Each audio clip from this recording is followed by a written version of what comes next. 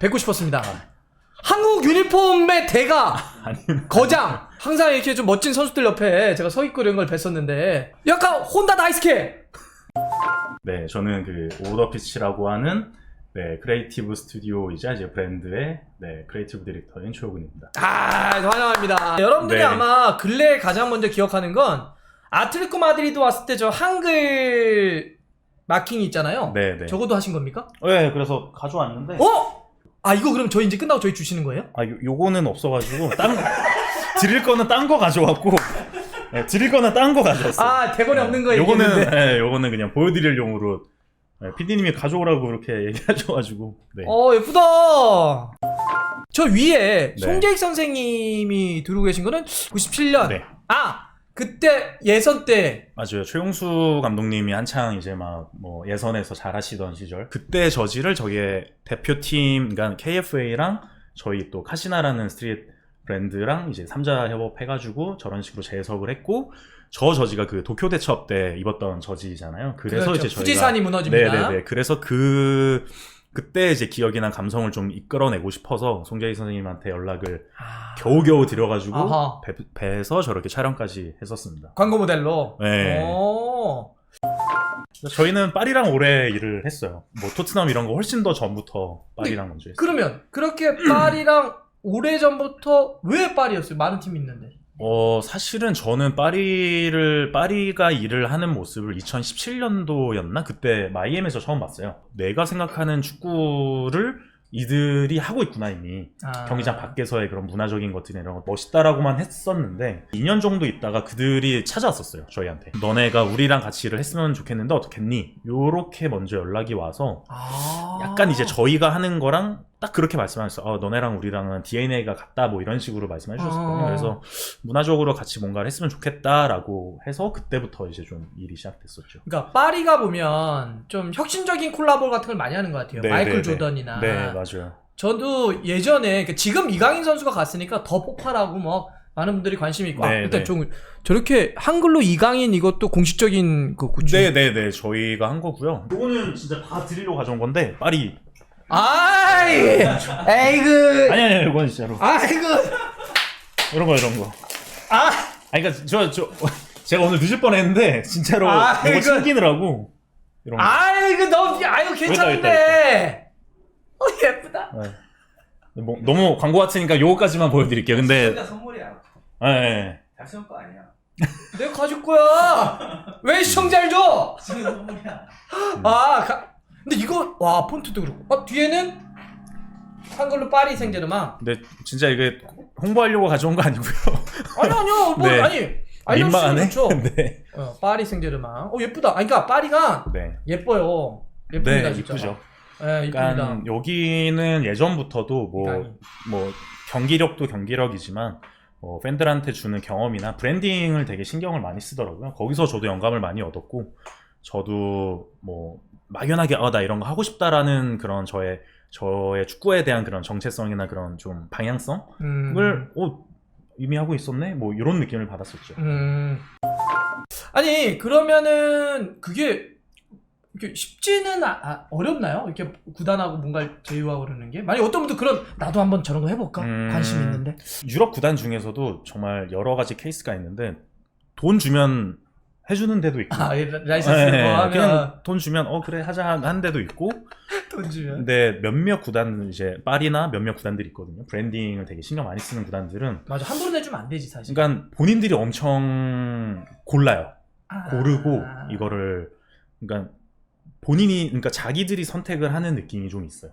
브랜드를 관리해야 되니까 그 네, 입장에서 네, 네. 사실 뭐 아무나 파트너를 해버리면 네네네. 이상하게 제품 맞아요, 만들고 맞아요. 그러면 퀄이 다 떨어져 버리는 맞아요. 건데. 그래서 PSG도 저희는 되게 좋았던 게 저희가 뭐 코로나 때 힘들었던 때도 있고 막 뭐 좀 이렇게 업앤다운이 있었는데 사실 돈을 벌려고 하면은 뭐 막 예를 들어서 홈쇼핑도 보내고 뭐 어디도 하고 뭐 그냥 뭐 시장 바닥에도 하고 이럴 수도 있는데 이런 구단들도 실제로 있고요. 근데 파리는 다른 채널에서 판매하는 거를 되게 싫어해요.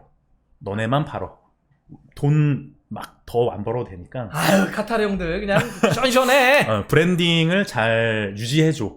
그러니까 사람들한테 보여지는 그런 브랜딩을 유지해줘. 고급스럽게 그렇죠. 뭐 가치 있게 잘 다뤄줘. 그거를 좀 많이 주장하는 편이죠. 사실 중요하죠. 엄청 중요하죠. 그게 다죠 사실은. 스포츠라고 하는 거는 사실은 뭔가 이렇게 물건을 제품을 만들어서 파는 게 아니잖아요. 네네.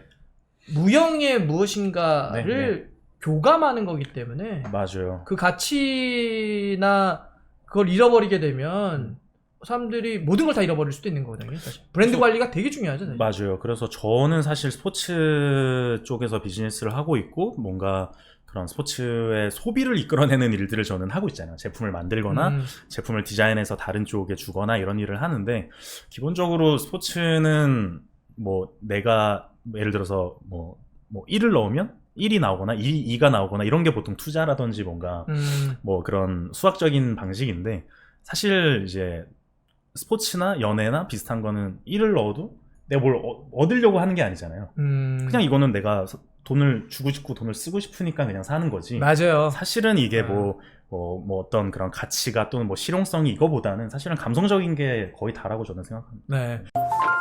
제가 예전에 나이키 쪽 사람하고 얘기하다가 네. 그 얘기를 하는 거예요. 우리가 나이키가 국가대표를 후원하잖아. 네. 근데 적지 않은 돈과 현물을 주는 걸로 알고 있어요. 그럼요, 제품과 그럼요. 그렇죠?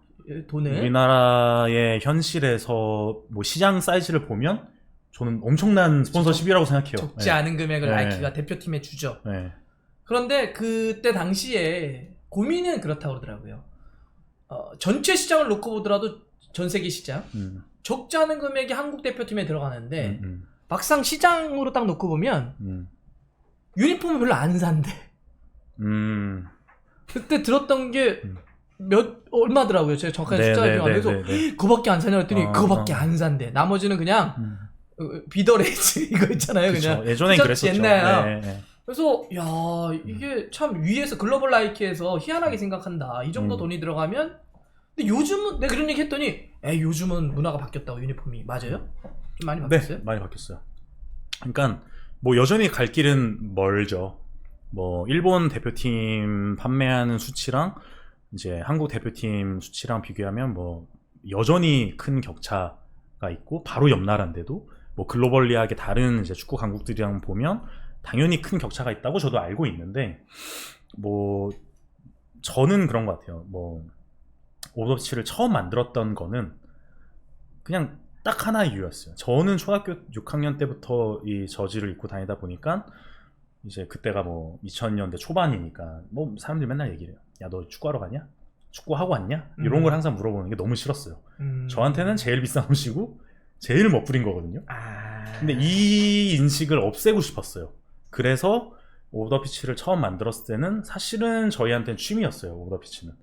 저희는 취미였다. 2014년부터 회사가 생겼고 그냥 디자인 회사인 거거든요. 크리에이티브 스튜디오인데 막상 스포츠로 디자인 일을 하고 싶어서 딱 시장에 들어왔더니 일할 대상이 없더라고요.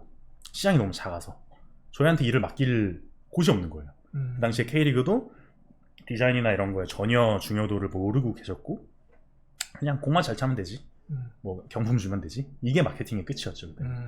그래서 그냥 더 많은 사람들이 축구를 좋아하게 만들어야 우리도 그게 뭐 10년 걸릴지 20년 걸릴지 모르겠지만 우리도 나중에 돈 벌겠구나.